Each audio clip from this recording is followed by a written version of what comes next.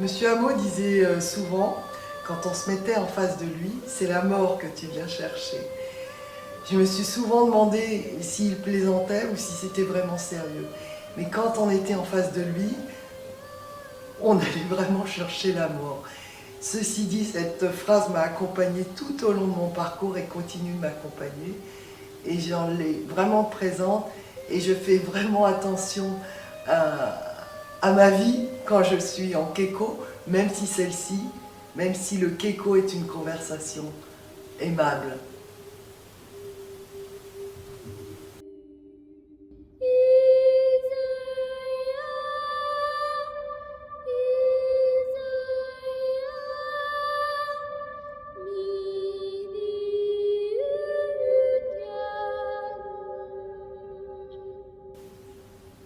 Un kata, c'est une forme codifiée en fait des différents gestes.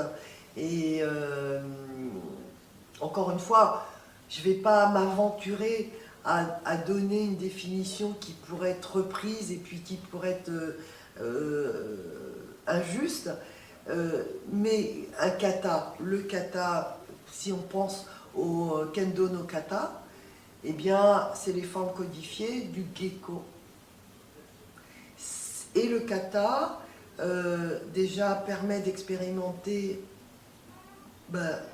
son effort mental, parce que le kata, s'il est très bien pratiqué, c'est très fatigant, c'est épuisant mentalement. En général, si on fait 1 heure, 2 heures de kata, il faut se ressourcer, parce que ça demande une concentration, une motivation pour faire le geste juste, le geste précis, bien tranché avec le beau couteau, bien positionner les mains, être à la bonne distance, bien regarder l'adversaire. En fait, le kata, oui, c'est ça, c'est la forme codifiée du keiko et du kendo en général. Je dirais, pour moi, c'est la forme la plus aboutie et la plus élégante du kendo.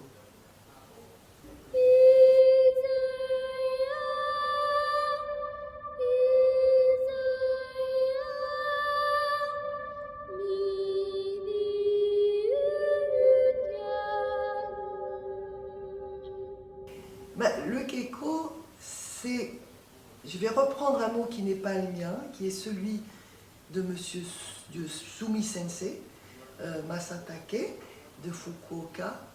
C'est une conversation. Et cette conversation, elle s'installe dès l'instant où 2 personnes ont envie de converser.